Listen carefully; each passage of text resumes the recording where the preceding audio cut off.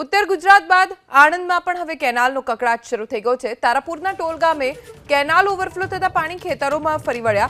સિંચાઈ વિભાગની ગંભીર બેદરકારીના કારણે ખેડૂતોને નુકસાન વેઠવાનો વારો આવ્યો। અંદાજિત 200 વીઘા જમીનમાં તૈયાર થયેલા ટામેટાના પાકમાં પાણી ઘૂસી ગયું છે। પાકમાં નુકસાન થવાથી ખેડૂતોમાં આક્રોશ છે। અમારા સંવાદદાતા જલ્પેશ પટેલ પાસેથી જાણકારી પ્રાપ્ત કરીશું। જલ્પેશ, ખેડૂતોના ખેતરોની શું સ્થિતિ છે? ચોક્કસથી ખેડૂતોના ખેતરની જો વાત કરીએ તો હાલ તો સમગ્ર જે જમીન છે તેમની આશરે 200 વીઘા જેટલો જે પાક છે તે ક્યાંક ને ક્યાંક પાણીમાં ગરકાવ થયો છે, જેનું મુખ્ય કારણ છે સિંચાઈ વિભાગની ગંભીર બેદરકારી।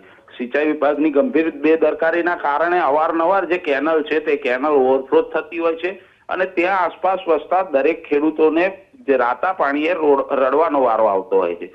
ત્યારે અવારનવાર આવી ઘટના બનતા જે ખેડૂતો છે તે ક્યાંક ને ક્યાંક આક્રોશમાં છે। હાલ તો તેમનો જે ટામેટાનો પાક છે, મહેનતે ઉભો કરેલો જે પાક છે, હવે લણણીનો વારો હતો, ક્યાંક ને ક્યાંક તેમને પૈસા જોવાનો વારો હતો, ત્યારે હવે રડવાનો વારો આવ્યો છે। એટલે કહી શકાય કે હાલ તો સિંચાઈ વિભાગ કોઈ પણ એક્શન નથી લઈ રહ્યું અને જે ખેડૂતો છે તેનું કોઈ સાંભળી નથી રહ્યું। જી, આભાર જલ્પેશ જાણકારી આપવા માટે।